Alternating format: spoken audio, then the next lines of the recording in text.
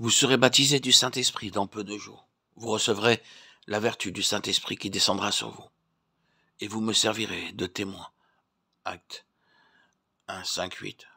Demeurez dans la ville de Jérusalem jusqu'à ce que vous soyez revêtus de la puissance d'en haut. Luc 24, 49.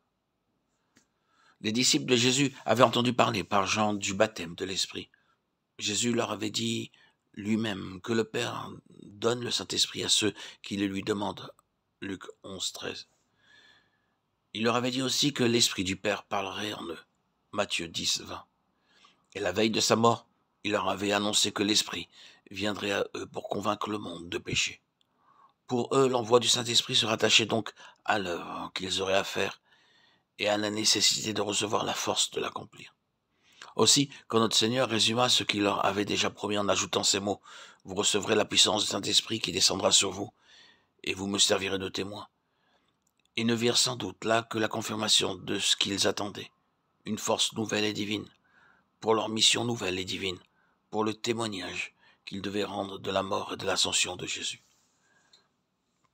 Tout ceci était d'accord avec ce qu'il leur disait déjà l'écriture de l'œuvre de l'Esprit. Dans les jours avant le déluge, l'Esprit de Dieu avait contesté avec les hommes.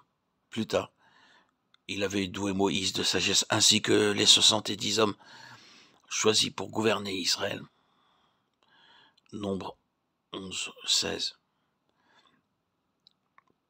Il avait aussi doué de sagesse ceux qui devaient construire le tabernacle. Au temps des juges, l'Esprit avait envoyé force et puissance pour vaincre l'ennemi. Au temps des rois et des prophètes, il avait donné la hardiesse de témoigner contre le péché, de proclamer la rédemption promise. Chaque fois qu'il est parlé de l'Esprit dans l'Ancien Testament, c'est à propos du règne de Dieu et de son service. Dans la grande prophétie que Jésus lut à Nazareth au commencement de son ministère, il est dit que l'Esprit du Seigneur, l'Éternel, est sur lui pour publier aux captifs la liberté et pour consoler tous ceux qui sont dans le deuil. Ésaïe 61, 1. Aux yeux des disciples, qui connaissaient bien l'Ancien Testament et qui avaient longtemps suivi Christ, la promesse de l'Esprit ne pouvait avoir d'autre but que celui de leur assurer la force voulue pour leur mission après l'ascension de leur Maître. Tout ce que l'Esprit devait leur apporter, consolation, lumière et sainteté, tout devait concourir à les revêtir de force pour servir leur Maître. Plus à Dieu que l'Église de Christ comprit ainsi l'envoi de l'Esprit, que tous ceux qui demandent le Saint-Esprit n'eussent d'autre but que celui de devenir de fidèles témoins de Christ, zélés à conquérir le monde pour lui. Il est toujours regrettable de laisser perdre une force.